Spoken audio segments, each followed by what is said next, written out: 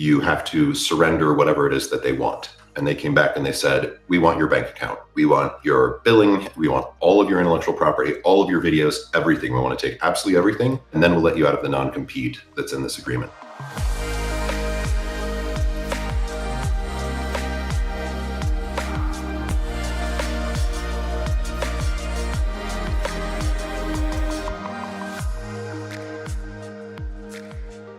Welcome back to On the Horizon. This is Melrose Michaels. I am your host, and I'm here to share what's worked for me in building my adult creator business to try to make building yours just a little bit easier. Let's get into today's episode. Hello, everyone. Welcome to today's Twitter space. I am super excited to have our guest joining us today. So without much further ado, let me introduce you to LeGrand Wolf. LeGrand Wolf, founder of CEO of Carnal Media, grew up Mormon and has served a mission in Ukraine. After attending BYU, he entered medical school in Salt Lake City, where he came out and met his husband Jay, and eventually left the church.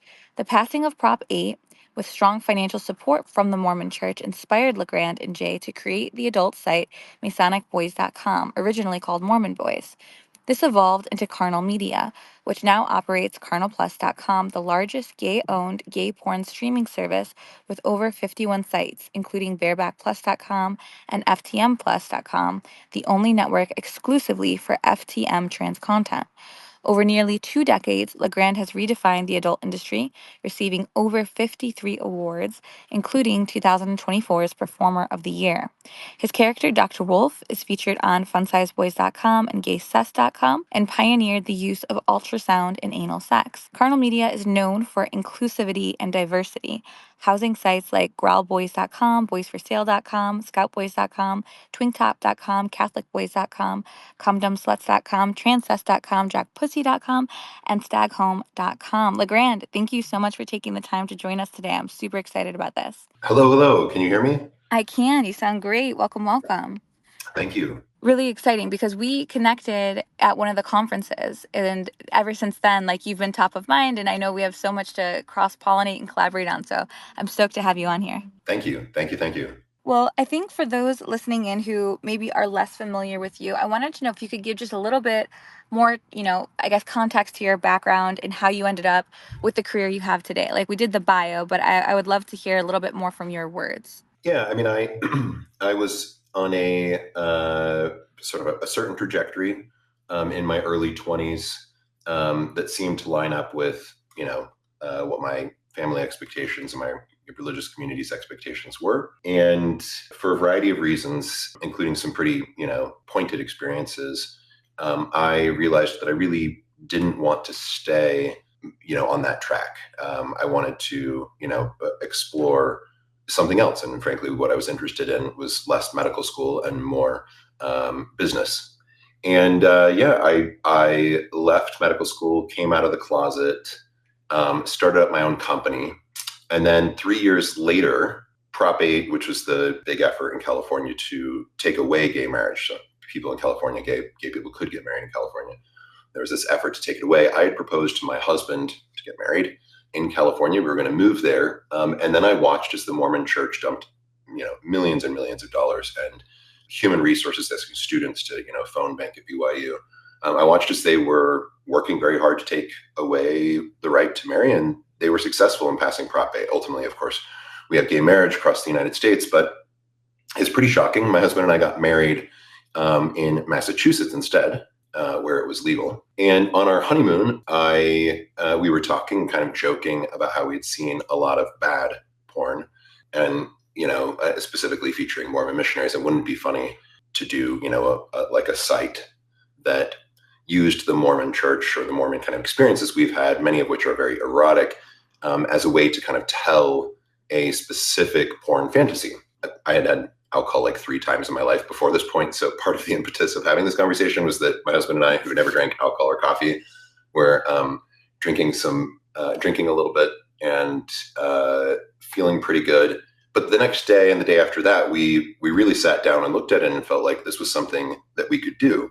And of course, back then there was no OnlyFans.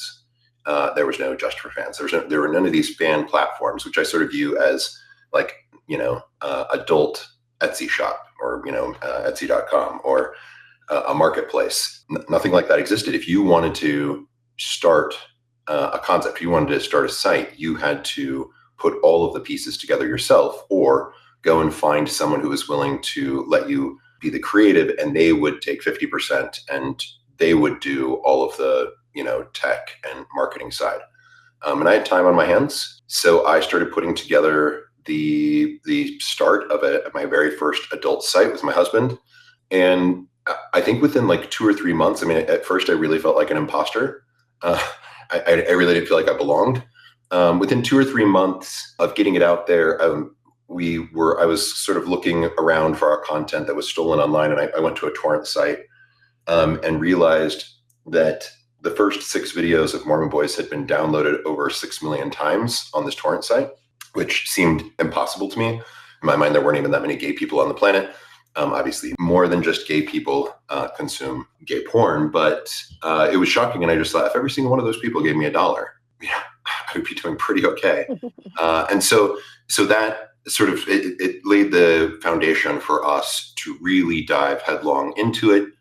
We ended up getting contacted by the University of Minnesota, asking us if we would be interested in, continuing to run our porn sites, but also working on some big NIH-funded grants, looking at the intersection of technology and what gay men, or men who have sex with men, actually more correctly, men who have sex with men, what they actually do. What they were trying to discover was whether or not watching content without condoms led to riskier behavior. They were hoping to prove that. Our research showed definitively that it's the opposite, and they didn't like that answer. So 5 years later, I ended up just working for myself. I still have a very good relationship with that university and others, but it was a kind of a wild ride into the industry, and felt pretty inspired to stay in the industry when I saw that the interest in what we had to offer was pretty strong. Yeah, and I think that speaks really to like knowing and understanding what something in the market's performance is, and how that can be really telling to the gap that needs to be filled. Like when you put out those videos and you saw how well viewed they were on these, tube sites or torrent sites, like that's a really strong indicator that you're onto something, like you've tested something and it's working. So for you guys to then continue to pursue it makes perfect sense. Yeah. Yeah. That's effectively how we got in. I mean, there's more nuance there. My husband will tell about, us being at my religion growing up was really Mormonism, right? But I would always say that my favorite fiction was science, meaning I spent all of my time, and I mean, I was the nerd who collected every single National Geographic magazine.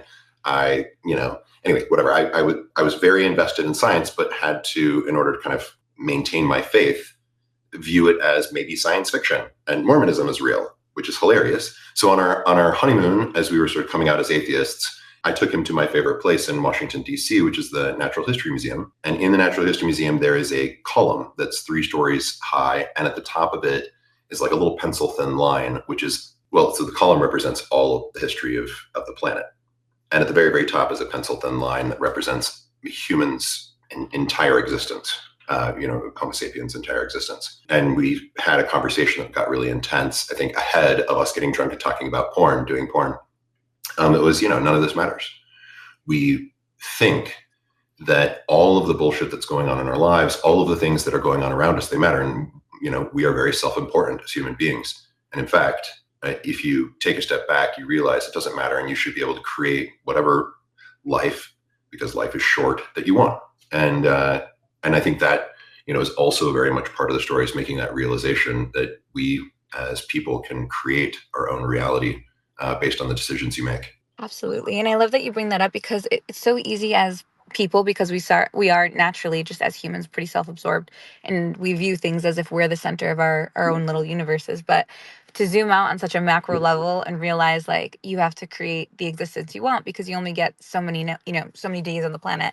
I think that's really important. And that's actually been something I've been I guess, affirming, or getting hit in the face with lately, is just like, man, life is short. You've got to chase the things you want.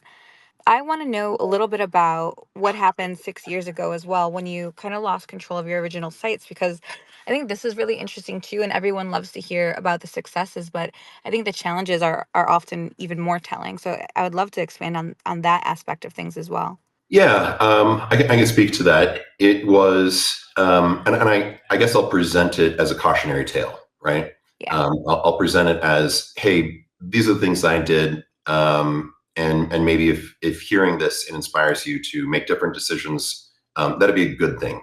Because I really hope as much as possible that some people can avoid these pitfalls. And really there were two. One has to, and neither of them are adult industry specific, I should say. So my husband and I had been working really hard to grow Masonic Boys 1.0, which had a different name as Mormon Boys. And it was quite successful. And we had started filming for Growl Boys, which is, I don't know how many, I think several people who are in this are into pup play. I've had pups, and I felt like there was, a gap between what I was seeing in anthropomorphic porn, which is illustrated porn where they're half animal, half human, and what we were actually sort of like playing with in the community that I belong to, where, you're playing with certain elements of anthropomorphism. So like pup play is an example. And I created this site called Growl Boys, which was sort of like a sci-fi, world where all of these mythical creatures like satyrs and minotaurs and centaurs, they sort of exist in a hidden, like they're among us. You don't really see them, very True Blood. But when they fuck a male, so it's males fucking males, the male's DNA is affected, and they become what we call the Promethean or a Growl Boy. And this was really fun. It was like me kind of really nerding out. And I worked with a famous comic book artist who had illustrated one of the most famous comic books of all time. I was working with my husband to learn the art of prosthetic makeup, really good prosthetic makeup. So we were sort of really looking at how do we do novel and interesting things, right? I had shot the first few episodes of Gaycest, which was originally called Family Dick. I had shot, a bunch of concept sites, I guess you'd say. And at a certain point, and I hate to say this, and I know this is going to be sort of shocking to some people, but it was a sibling of mine. I'm a big Mormon family. So my younger sibling was in New York City and struggling, really, really struggling. So my husband and I reached out and said to her and her partner, if you guys want, you could do the straight version of Mormon Boys. And they definitely responded positively because, we made the mistake of opening up our financials. And I would argue that it's good to be transparent, but as you are, moving forward, you really need to be careful about who you share information with. And of course, everyone has probably heard the adage that you should not do business with your own family, because if it goes badly, which it can go very badly. And it did. We ultimately found ourselves producing straight porn. I'm in the Kinsey spectrum. I am 100% homosexual male. But I know what beautiful porn looks like. And I'm certainly, having gone to medical school, understand female anatomy. But I expected that my younger lesbian sister would be able to execute this vision of Mormon girls, which was polygamy. It's what people know about Mormonism.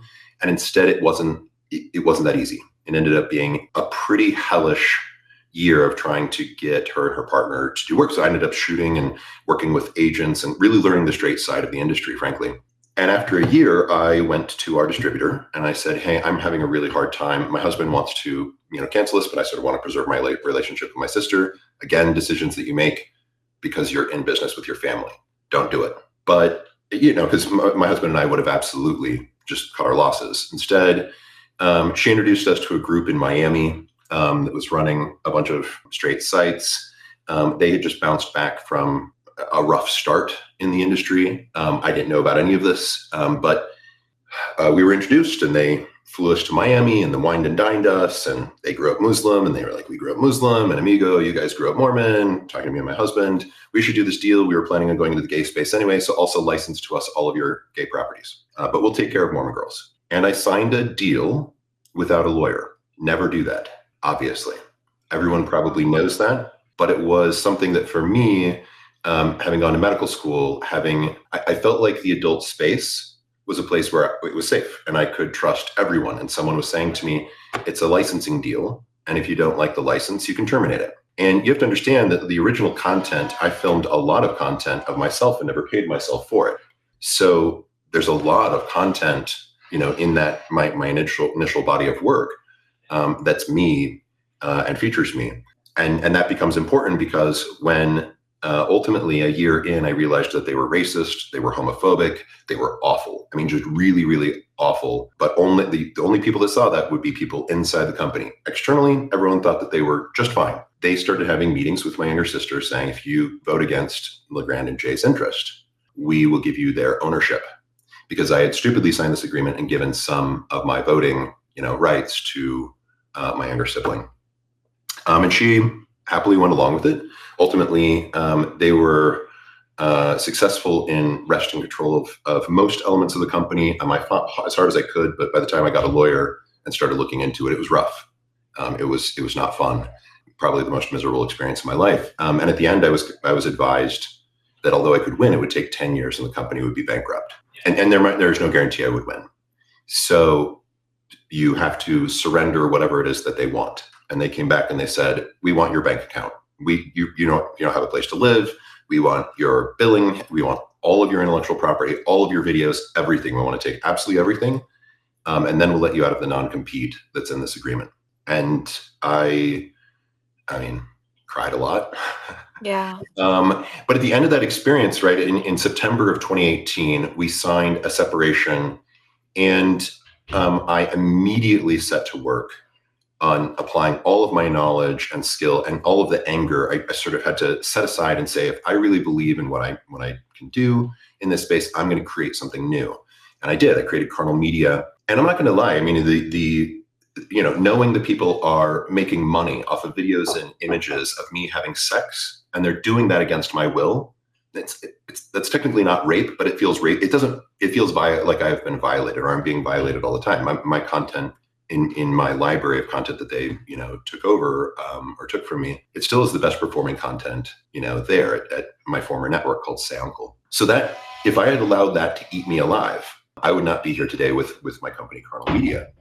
Instead, what I did is I said, okay, I do need to deal with that at some point, but right now, with the limited resources that I have, I'm going to stay as focused as possible. And within a year, we had launched 4 new sites. I was doing, bigger revenue numbers than I had been when, I was my previous company, and I was growing fast. They did come back and sue me, but at that later to try and take all my new sites, because they said, I had these ideas when I was in the relationship with them. But at that point, I had a lawyer, and at that point, I had learned my lesson, and I prevailed. But the point is that if you go into this business and you're going to navigate away from sort of the Etsy shop environment, please, I think you should, and I want you to, but please be aware that this is an industry, it's exactly the same as every other industry.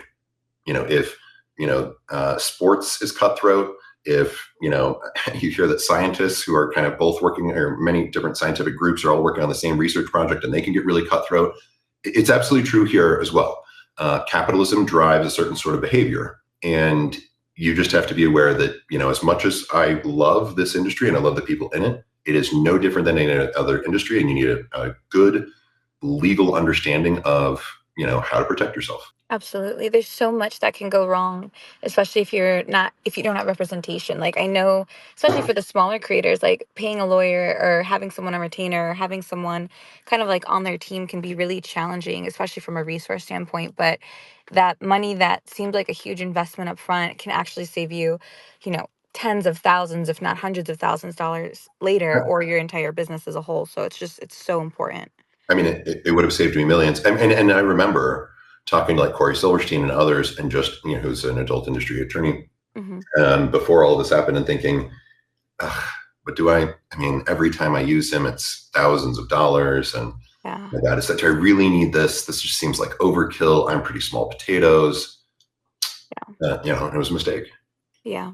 Yeah, absolutely. If you're enjoying this podcast episode so far, please take one moment to share it with another one of your adult content creator friends, because you know what the rule is here. We do not gatekeep, and we want to make as many adult creators' businesses as easy as possible. And you sharing this episode with them might do exactly that.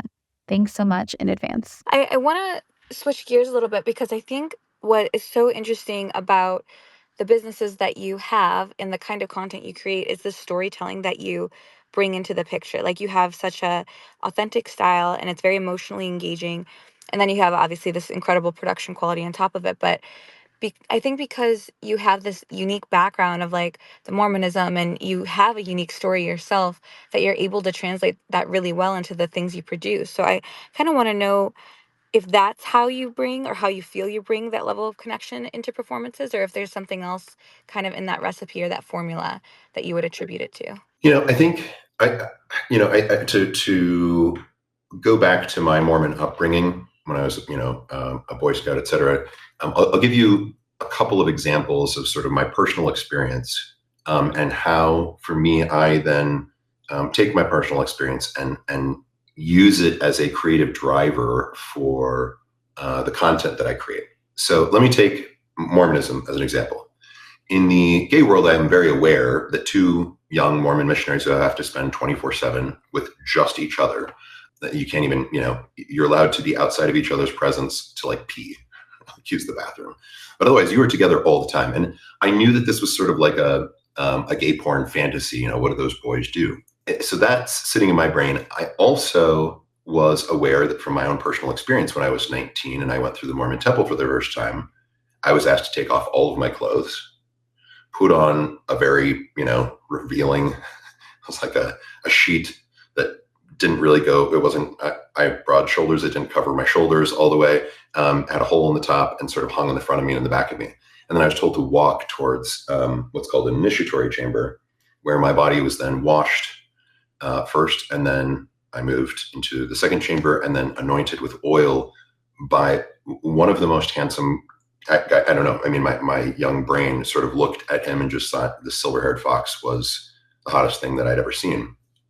And he had rolled up his sleeves and he had big biceps and super handsome face. And so, of course, I got hard as a rock. And again, I'm wearing like basically nothing that can hide it. And at the very end of the ceremony, after he's, anointed everything, including, he put oil right next to, not on my dick, but, right next to my dick, saying, I anoint your loins that you may be fruitful and multiply and replenish the earth. I mean, it's part of the ceremony. He had to dress me in the garment of the holy priesthood, what Mormons call garments, what we call magic Mormon underwear, who are outside of the Mormon faith.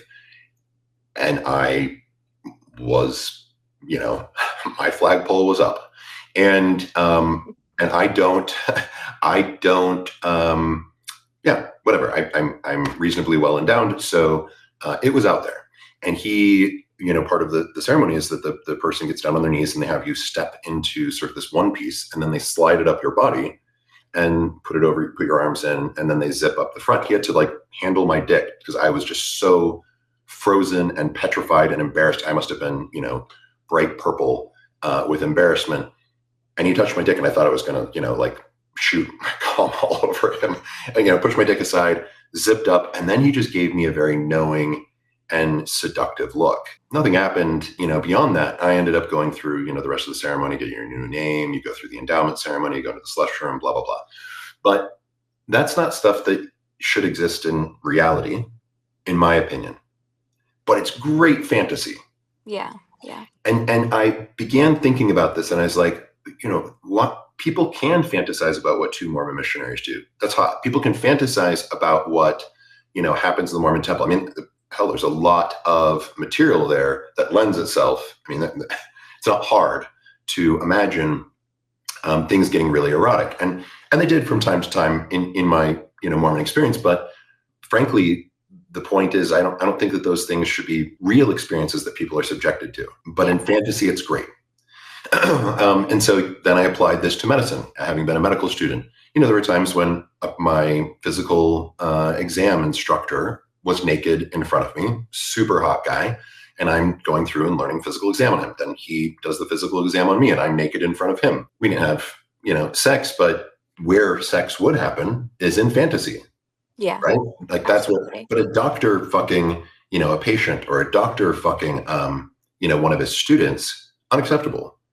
So if you want that kind of fantasy and you want to sort of live in that, deliciousness, that should only exist in fantasy. And that is what I viewed porn as. Porn is fantasy.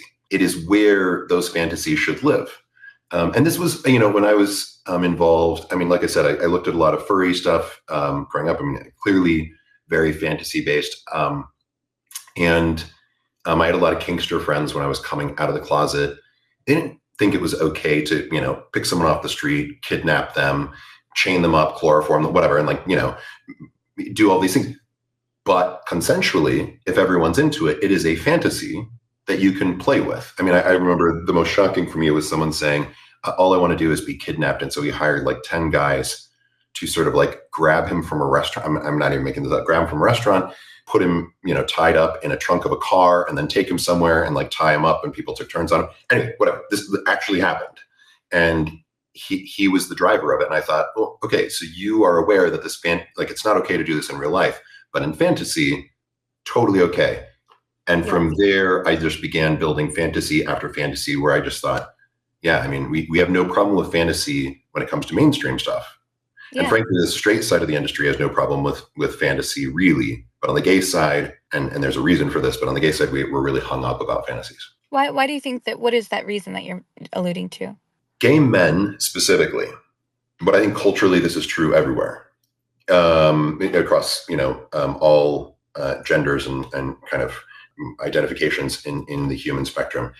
Male homosexual sex is something where a story is told. Homosexuality is worse than murder. Homosexuality is basically the same as pedophilia or bestiality. Homosexuality is, the most depraved way to kind of experience sex and sexuality. This is what people are told. This is sort of the common thread for the last 1,500 years around homosexuality. And homosexual men who come out of the closet, are really working against that thing. And so what ultimately happens, I mean, you've all heard this, they first say, oh, no, I'm bisexual. Yeah. And then there are bisexuals, but the ones who came out as, later said, actually, I'm not bisexual, I'm gay. They stop actually really being able to appreciate that there are actually bisexual people out there. And then further, gay men end up with this problem where they want to prove to people, yes, I'm gay, but I still want a white picket fence and a dog and, the kids, I'm just like you, right? So our gay pride parades feature banks and, airlines and all kinds. We want it to be sanitized. We want it to be, quote unquote, family friendly. But the only thing that makes us different than straight people is the sex we have. It's the attraction and the sex. There's nothing else. It's not because we're better hairdressers, better stylists, better whatever. It is because of the sex you have. And if that is the only thing that's different, why are we trying to hide that sex? We shouldn't be. And why are we ashamed of it so much so that when, I hear people talking about this, they're like, I can't believe that someone who's in his 40s would have sex with someone who's 25. That's disgusting. And I'm like, first of all, on the straight side, no one even bats an eye. Yeah. No one cares. But on the gay side, you guys are so worried about how you're perceived because you have all of this, what is called internalized homophobia. Get over it. But the only way, you can't tell people to get over it. You have to sort of allow them to lose themselves in content that is fantasy to slowly but surely, kind of retrain themselves to think, no, my fantasies are mine and they're okay. No one's going to be the thought police that's going to control what fantasies I have. My actions in real life are things I am accountable to. My fantasies are where I get to actually explore everything from Dungeons and Dragons and Lord of the Rings to really pervy content. Yeah, you're absolutely right. It's interesting too, because even when we're talking about the fantasy, like the kidnap play fantasy, when I talk to my female friends, straight cis, female friends, that's so many of their same fantasies, but it's like this forbidden thing you can't talk about because of the obvious, in real life, that's not okay. But to understand the difference between fantasy, I think people get ashamed of that, or also they misconstrue it they can't talk about it because it alludes to something that's really bad and really dangerous. And of course it does, but there's such a distinction with fantasy. And it's like you mentioned thought police. There's so many people going through life afraid of thought crimes, even though no one else even knows it's happening. And it's just this cycle of shame and self-punishing that goes on in so many people's heads. Agreed. Completely agreed. There's this question I have for you, and I'm curious what your thoughts are of it, because there is such a fantasy element to the kind of content you guys put out. Do you think that audiences have trouble differentiating between this kind of fantasy land and fantasy play, or I guess, the perception that porn is real sex? Because we have that conversation a lot. just in general, about like whether people are using porn as sex education or whether they think it's real, and the audience not being adult or understanding enough to know that this is fantasy or role play, etc. What are your thoughts on that? Well, I will. I'll draw, I guess, a couple of different analogies. Are you familiar with the story of when War of the Worlds was read over the radio, and a lot of people freaked out and committed suicide, and because they thought maybe this was an actual news announcement of aliens and No, invading the world? Have you ever heard I'm this story? not familiar with that. That's Okay. insane. You can go to Wikipedia, and you can kind of read about the reading of War of the Worlds, which is this novel, over the radio, and how it resulted in people sort of thinking it was real and freaking out. Right? If that were to happen today, I mean, and then this was decades ago. If that were to happen today, do you think that people would actually think it's real? No. And it's because over time, that medium, radio, we slowly but surely began to have a different relationship to it, and we began to understand it.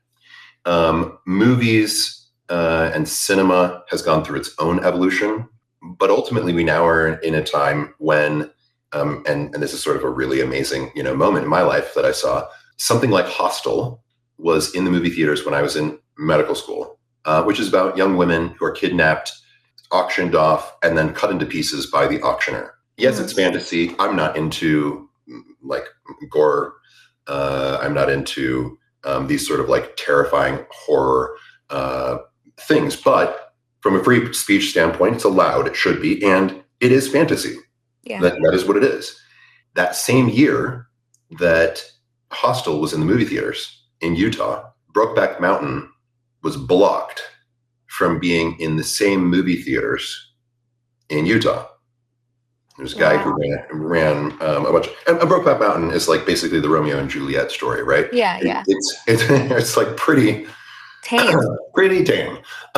In fact, I think Ang Lee was sort of mocked at the time because it was just such a slow and beautifully building, just sad elements, etc. But really, just the Romeo and Juliet story. Blocked. And I realized in that moment that sex, once you introduce sex in the world of movie making, people have a very specific reaction to it. And of course, again, maybe you don't know this, but originally when I Love Lucy was filmed, the husband and wife had to be in separate beds. I didn't know that. Yeah. So they could not be on the screen in the same bed at the same time. But eventually, and this was sort of like a big milestone, they were in the same bed.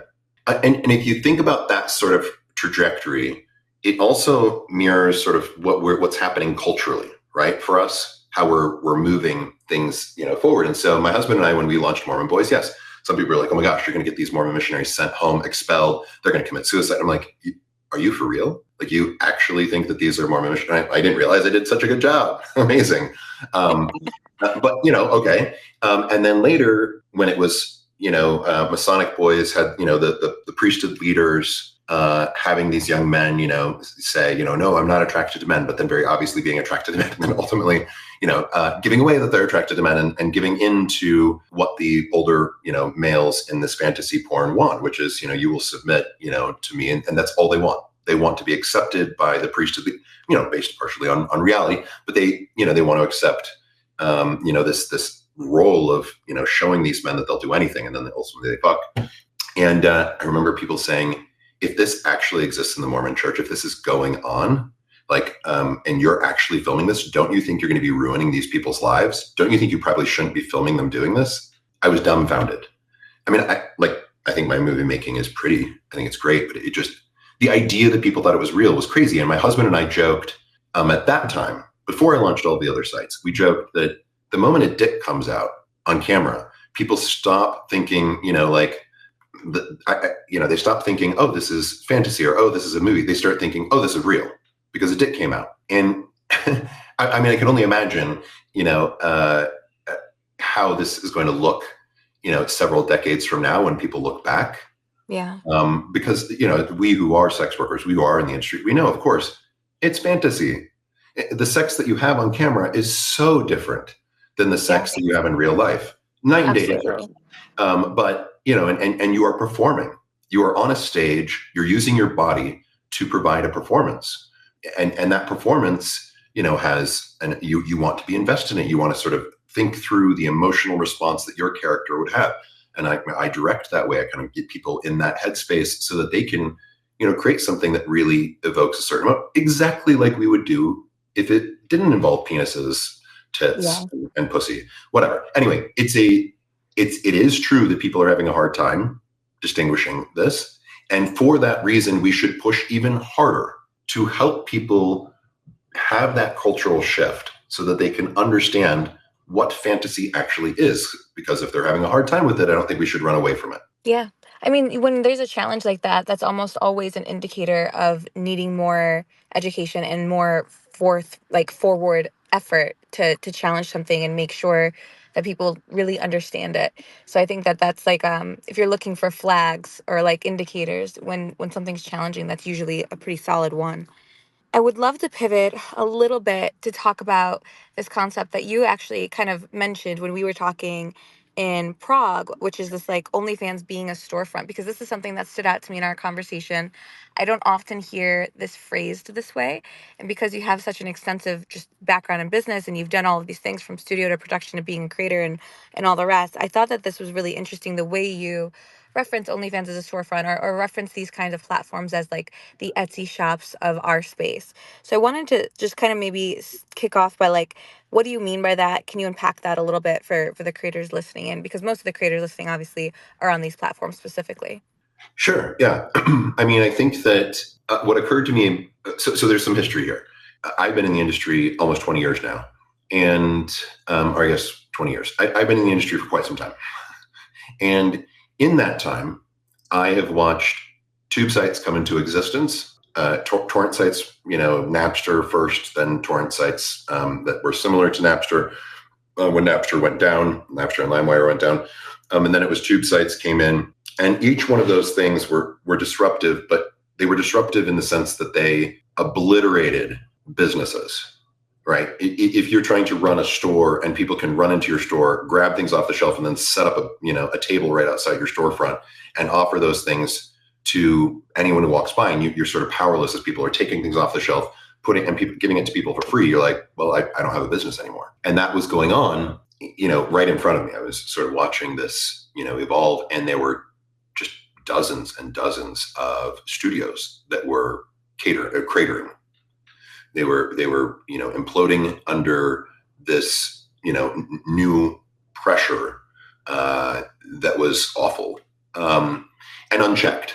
Obviously, the movie and the music industry had the support of the U.S. Congress to really pass regulations and ultimately go after and succeed in taking Napster offline. However you feel about it, that happened largely because of the support. The political support that exists, the political appetite that exists to defend the music industry and the movie industry. And there is no such appetite. Even among some pretty progressive liberals, I'm surprised there isn't just the same appetite for the adult industry. And that's true broadly, right? Straight is all people usually are thinking about. But since people also have an additional series of hangups around gay porn, that is doubly true for me, right?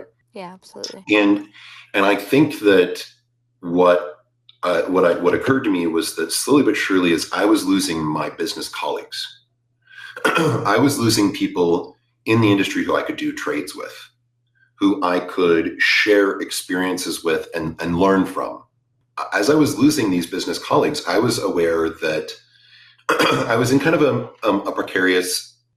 I don't know if precarious is the right word, but I was nervous that it would not be a good thing for me if I end up as sort of like the lone person standing, left standing.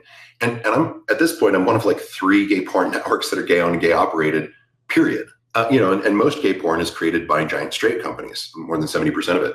So I felt like what needed to happen next was I needed to look at people who were kind of like me. I'm a performer. Yes, I was separate story, but people had really negative feelings about me being a performer and being a CEO. I think I've overcome those at this point in my career. But because I'm such a big advocate for performers, I sort of looked at the performers who suddenly had this new platform, which I thought was amazing. And every time I went and I talked to other CEOs, they thought was terrible for a variety of reasons we can get into later. I thought it was amazing. And I thought, okay, what we can do is now that we have this sort of like Etsy marketplace rather, and people are able to, very quickly set up a shop and, for a very small cut of their revenue, be able to, blow up if they'd like. They can get the capital they need to then turn around and say, okay, now how can I further grow in the adult space? So as we at Carnal, we now have 24 exclusives. As we look at our exclusives, I am telling them constantly, the most important thing to me is that you guys get the business skills to become my colleagues in the industry, because I need them. I want smart, talented individuals who understand this space to be my business colleagues, because I've lost so many. And I feel like we are all worse for the wear. Like and we would be much better off if performers and creators became the business leaders, and came and worked collaboratively with me. I know that you do this as well. Like, I really think SWCEO, is just, it's so great.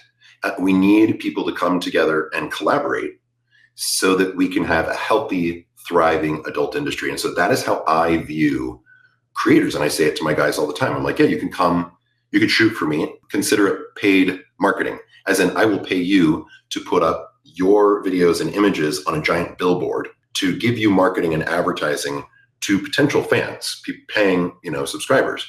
And I will put a link to your OnlyFans. I'll put a link to your Twitter. I want people to see and fall in love with you. And every time you come and shoot, every time I get, more of your content out there, I can drive more excited fans your direction. I want you to grow. I want you to be a business. And eventually I want you to turn around, and I want you to be able to, offer me the opportunity to do email trades with you, do, banner trades. I want to drive traffic your direction. I want traffic driven my direction, which was what was happening 20 years ago and is just sadly not really the case now. Yeah, absolutely. And this is what I love so much about connecting with you just off the jump, is that me and you both have the shared alignment of wanting creators to become CEOs of their own companies, their own conglomerates, be their own distribution, and help continue our community's distribution, because you're right, that is something that used to happen and doesn't happen anymore. And I've also faced the same challenges of like being taken seriously as a CEO just because I was also a creator. So I relate so much to that point, and I think that OnlyFans and these platforms, similar platforms to and fan sites like that, are really great stepping stones, and also just other sources of revenue, like secondary, third, whatever, tertiary, however you set up your business. But having that storefront and also using and utilizing mainstream porn scenes as marketing is so huge. It's actually funny because after me and you spoke, because I've never done anything mainstream yet, and I don't shoot boy girl content, I shoot solo and girl, but the 13 years I've been in the industry, I've never shot anything professionally. It's only been off of a cell phone and with a friend, if that. But after we spoke, I actually will be shooting my first mainstream girl scene coming up.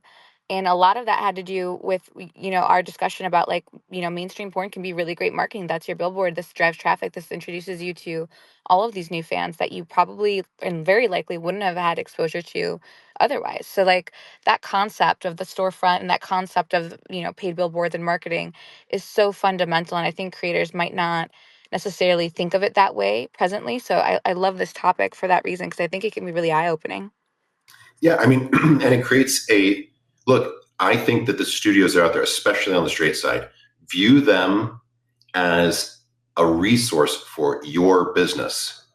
View them as a resource for your business. You are the business. They also have a business, and businesses should be able to both work together and both have a benefit. But holy moly, these businesses, especially ones that big, another way to put it, how like people will say, hey, when you start collab with creators that have a ton of, fans already, because then you're going to be in front of those fans.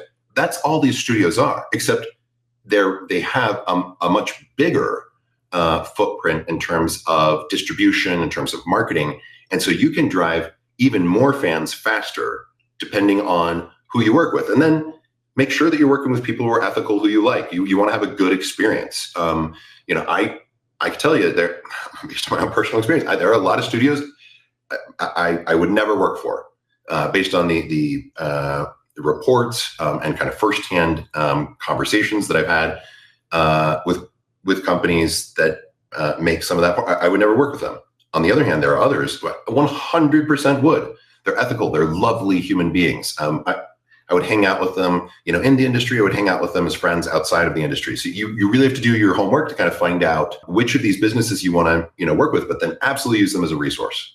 Yeah, absolutely. I think it's a very understated way to succeed in our space, that because at a time mainstream porn and studio was, I guess at least from the stories I've heard, like I said, I've never done it, so this is anecdotal, but a lot of them came off very predatory. They would own your image, your look, your brand, and we're in this new creator economy where that doesn't have to be the case, and where they can be utilized as a tool and a resource and fundamentally help you grow your business long term. Yeah, I mean, I completely agree. And especially now that creators are in such a strong negotiating position because you have a platform, you have your own business. You do not have, like, someone starts getting predatory, you can say, thank you, but no, thank you.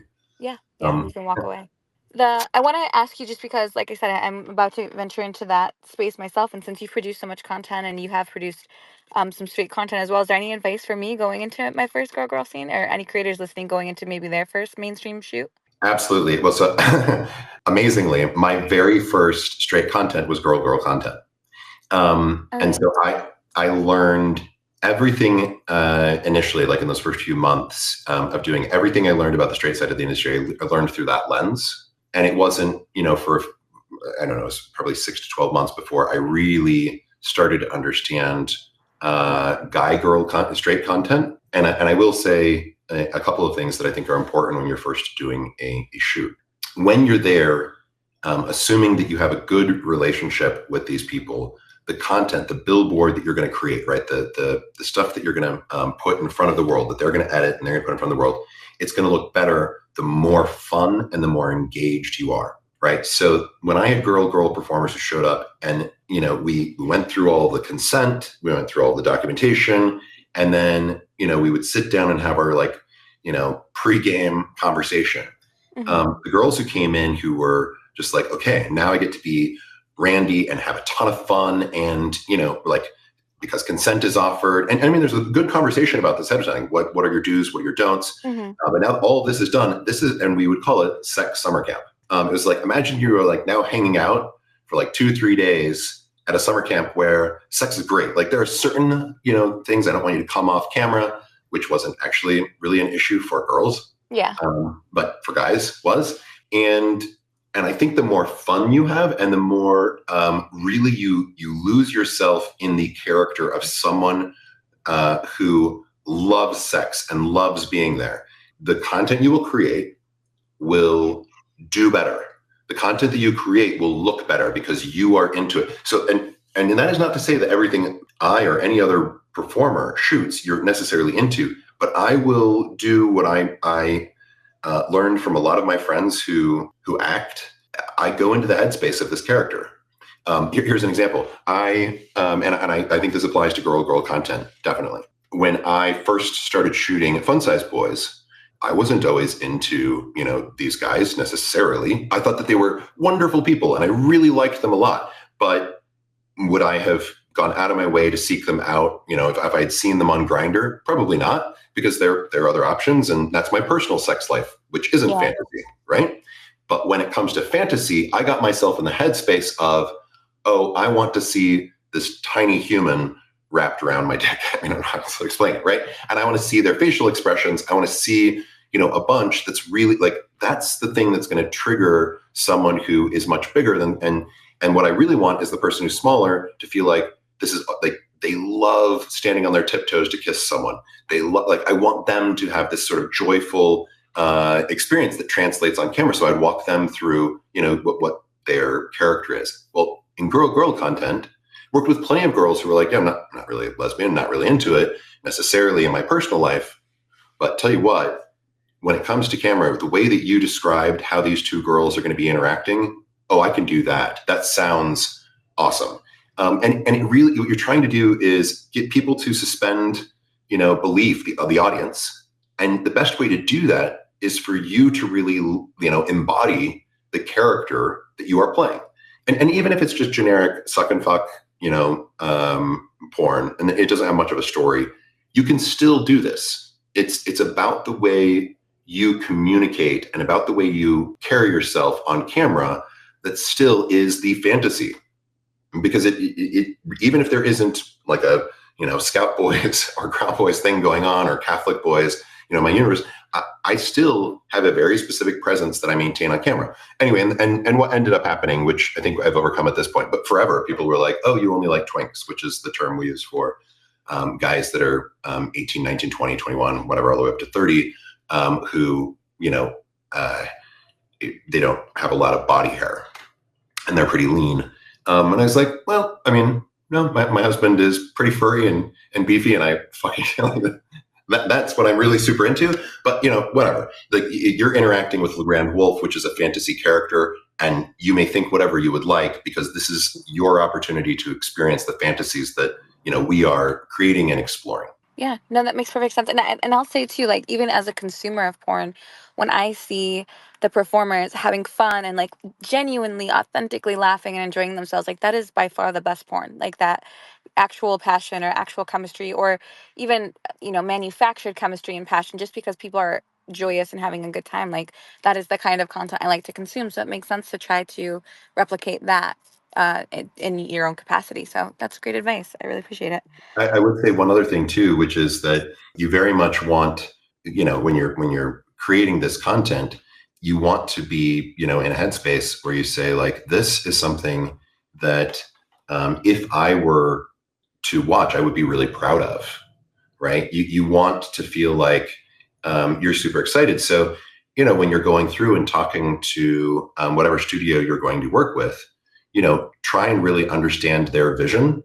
Try and understand where they're coming from, so that you can lose yourself in that vision. And frankly, that, again, if it's your first studio scene, you're going to hopefully have the same experience that we were able to offer people, which is that it's a relief to not have to be calling all the shots. Once you lose yourself in that fantasy, you get to sort of like fall back into, other people have got me. They're my support. They're kind of running with things. I am here to just, play out this character, and I've got all the support that I need. I imagine that's what it'll be like, but it's that's the part that is like the big question mark that I think you're giving me so much confidence in, is like, because I do trust the people I'm shooting with. Otherwise, I definitely wouldn't be putting myself in this circumstance. But I definitely trust them, their vision, their team. I loved everything they've ever produced, really. So with knowing that I'll have their support and their guidance and their professionals at doing this, and they consistently put out amazing work, like, I think that will give me a little peace of mind going into just being able to focus on what I'm there to do and the performance I want to put on. So that's so helpful. I will have to start to wrap this up. I think I would love to have you on, again and many times over, LeGrand, if God willing. But I think that if there's more that advice wise for like a new creator, because we have so many creators, especially on the SWCEO side, that come looking for just how to get started, what things to think about, what considerations to have. If there's a creator listening that just wants like the single most valuable takeaway from this conversation in terms of what a new creator should know, what would that piece of advice be from you, do you think? So I would say, there were a couple of things that you and I talked about, and I'll just hit them really fast. One is go niche. Go niche. Find your niche and go niche. And then once you see whether or not that niche, people respond to it, if they don't, pick a different niche. But at the end of the day, when you're first starting, your greatest chance of success is niche. And the reason why, I mean, we sort of joke, right? Like, feet people are crazy. Like, they, demand to see the feet. Sock people are crazy. The people who aren't, whatever.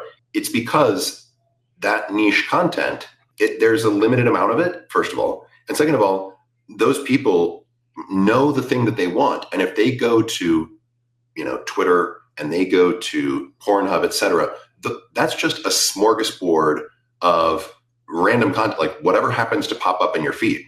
And you might have to scroll, 30 minutes before you see something that you like. You watch it, it was only a 3-second clip, so God damn it, now you have to scroll again. People are trying to jerk off. And if they find content they like, and then they see that you offer that exact content every single time you post, you will get loyal customers.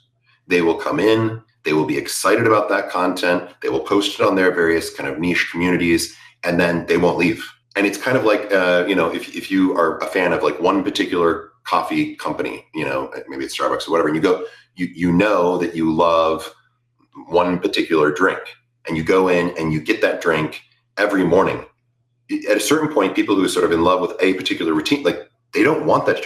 If suddenly Starbucks were to be like, yeah, that drink you like today, we've like put whipped cream in it and it has, caramel. It's basically like a new thing. And you're like, no, I come here every day because I like this one thing and I don't want it to change. In fact, that's upsetting to me. I'm out.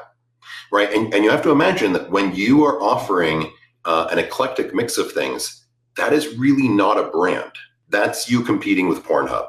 That's you competing with Twitter. And that's rough. That's a really, really hard thing to do. So when you're first starting, the more niche you can go and explore different niches and then stick to it. Even if you get bored of it, if you start finding that people are really into it, you can launch a new niche, but stick to that one niche because those people are going to be your loyal fan base, subscriber base, and they will rebuild. The second thing is, I would just say we've gone through the exact same trajectory on the straight side that we did on the straight side, the adult industry side as we did on mainstream. Mainstream about 20, 22 years ago had this reality television revolution. And a huge portion of television programming was reality television. And, a few years later, on the gay side, we had Sean Cody, but like all of these, people with a handy cam and inexpensive, quick ability to produce content started appearing, creating reality content, right? It was suddenly just like, casting couch or two dudes in a room. And on the straight side, it's the same thing. The appetite for reality content on the mainstream side, where it's just, people interacting in a house or people, the straight side, I keep on saying that, in the mainstream, like real housewives, mainstream side, it's actually diminished. If you look at where most of the money is spent in mainstream programming, it's in fantasy. I don't know how much ungodly amount they spent on Lord of the Rings, but whatever. I mean, it's just like that's where the money is going, and that is the majority of programming. And as goes mainstream, also goes porn. It actually is the opposite. Porn doesn't lead mainstream this way. And I am sensing, and I have pretty good data that suggests that people are pretty sick of only getting reality content, and they are hungry for fantasy content. So keep that in mind. There's more to talk about there, but I'm going to leave it there.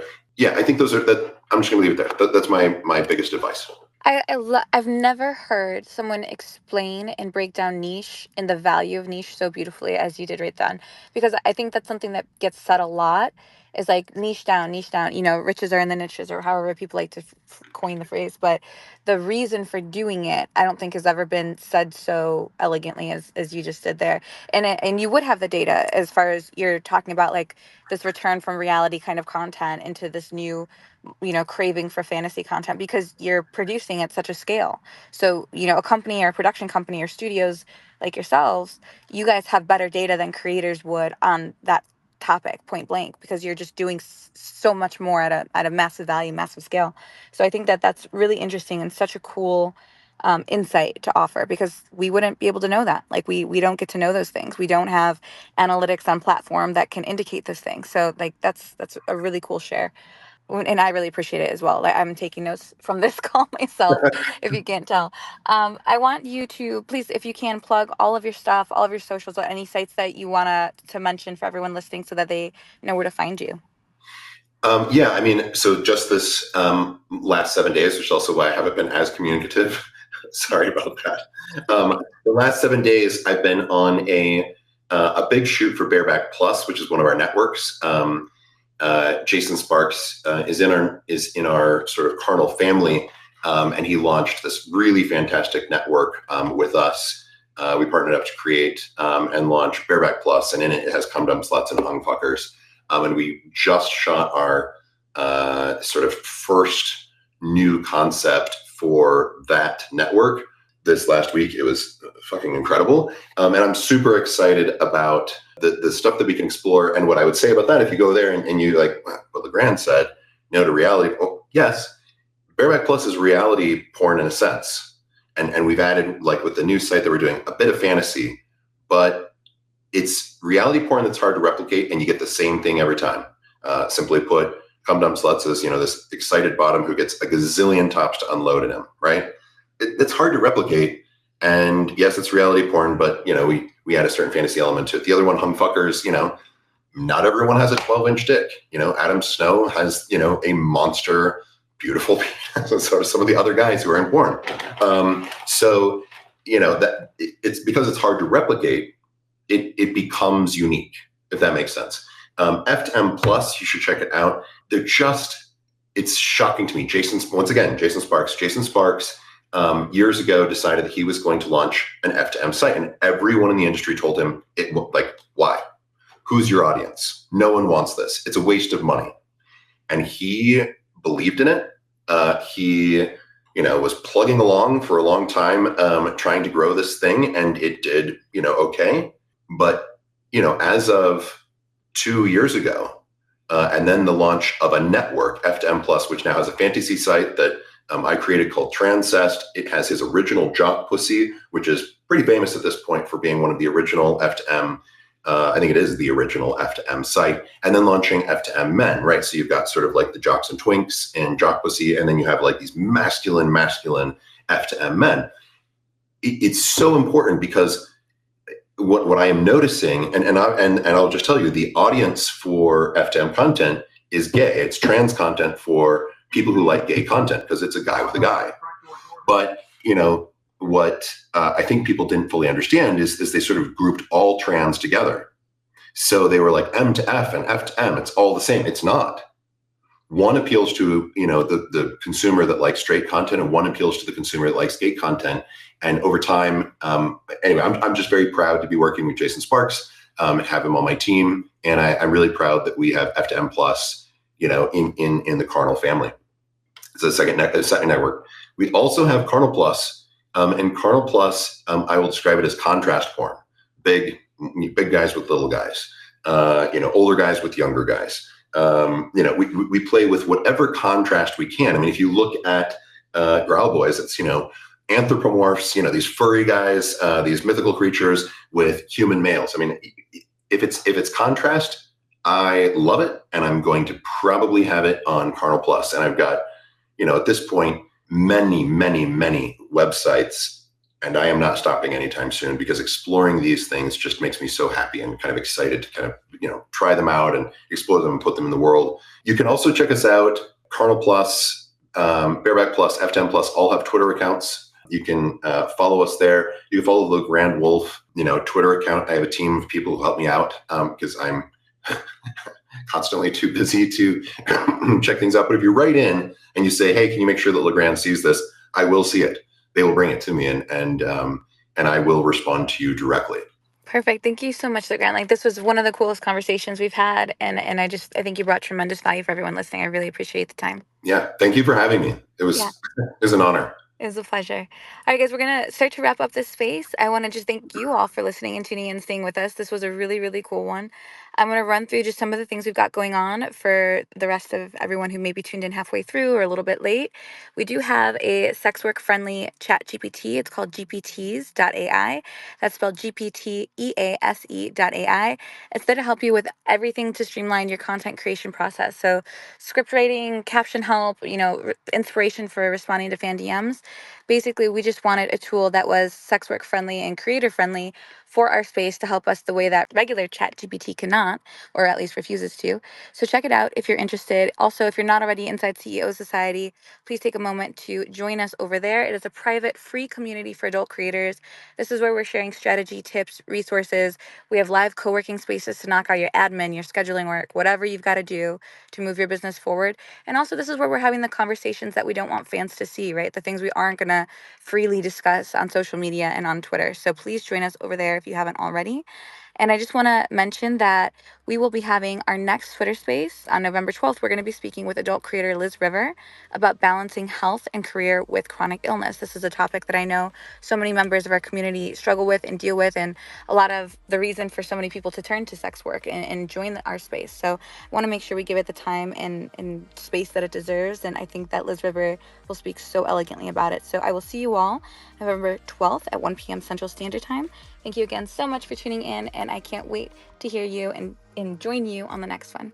Bye, guys. Thank you so much. It would be absolutely incredible if you rated this podcast 5 stars and left a little review. We want to get this podcast to as many adult creators as possible, and you taking a second to leave a couple stars and a review really helps us do that.